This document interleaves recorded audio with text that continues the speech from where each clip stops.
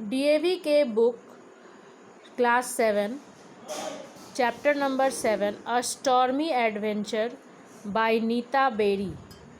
आज हम लोग इस चैप्टर को समझेंगे। ठीक है बच्चों, तो चलिए हम लोग इस चैप्टर को बारीकी से समझते हैं। पहले तो आप ये समझ लीजिए, आप खुद ही बताइए बच्चों कि आपने कभी सी वॉयज किया है? क्या वो आपको इंटरेस्टिंग लगता है या एक्साइटिंग लगता है या डरावना लगता है या बहुत ही कठिन लगता है? अब हम लोग इस चैप्टर के माध्यम से ये समझना चाहेंगे कि एक सी एडवेंचर क्या होता है। ठीक है, तो शुरू करें इस चैप्टर को।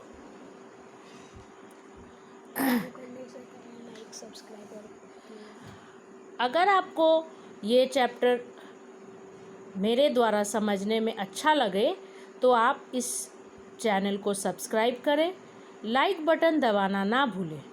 ठीक है, तो आइए अब हम लोग इस चैप्टर को शुरू करते हैं।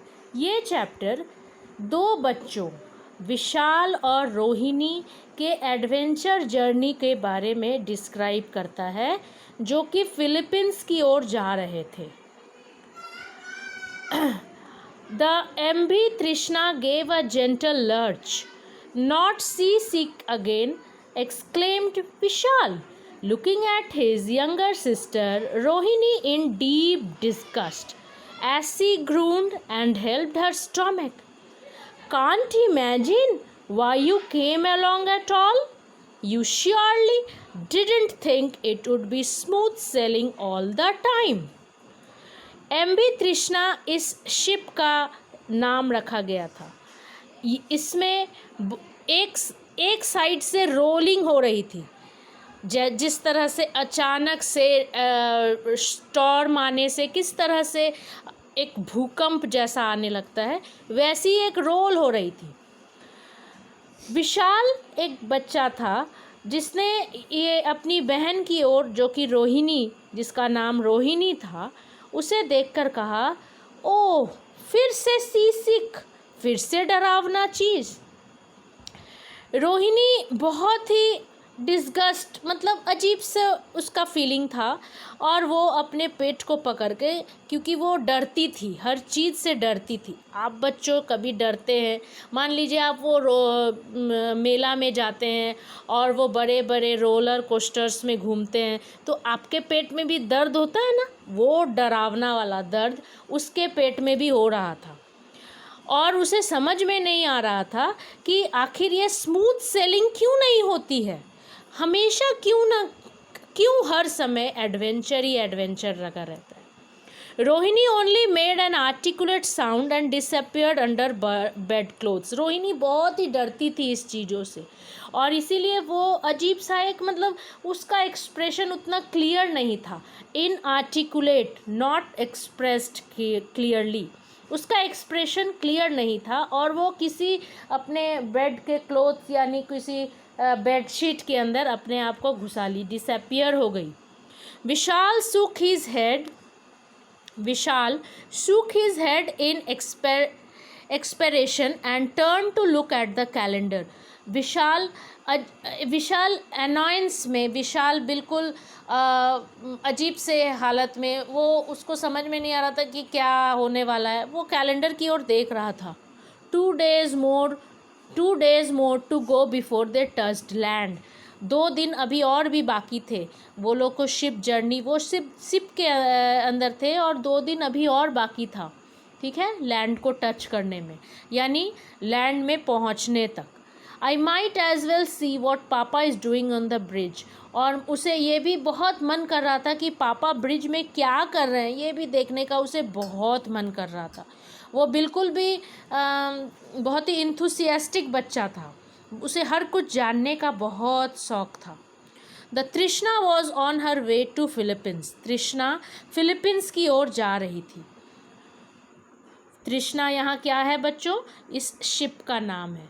ये फिलीपींस की ओर जा रही थी 2 बच्चों को लेकर। The ship was carrying a special cargo of food for the people of the small island in the South China Sea which had been struck by a devastating typhoon a few days earlier. Ship ये तृष्णा में कुछ food जा रहा था। किन लोगों के लिए? साउथ चाइना सी में एक बड़ा सा टाइफून आया था जो कि बहुत ज़्यादा डिवास्टिंग था, बहुत ख़तरनाक था। उसमें बहुत सारे लोगों को प्रॉब्लम हुई। उन लोगों के लिए जो कि स्टार्विंग हो रहे थे, जो कि भूख से मर रहे थे, उनके लिए ये एक खाना लेकर के जा रही थी। ठीक है। Now Vishal and Rohini had decided to accompany her father, Captain Kumar, this summer, although their mother was staying behind as Granny was unwell. विशाल और रोहिणी अपने पापा के साथ, उनके पापा का क्या नाम था? कैप्टन कुमार।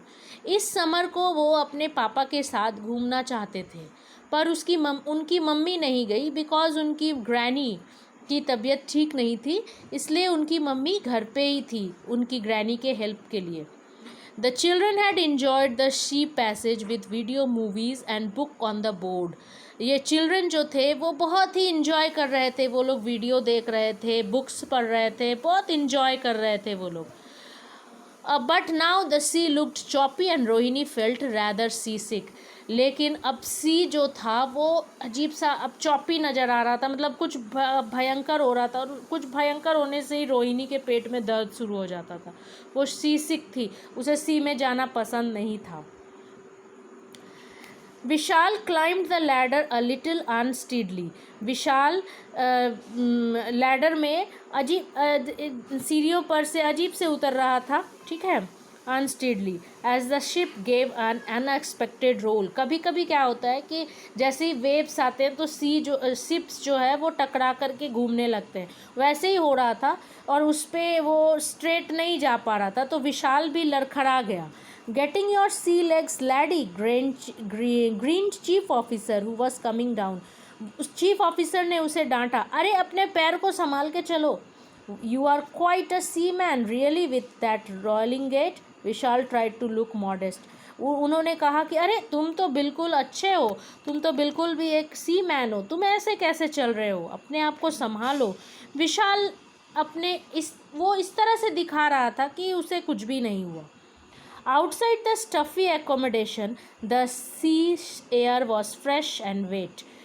और स्टफ़ी एकोमोडेशन था, एकोमोडेशन बिल्कुल भी अच्छा नहीं था, मतलब, और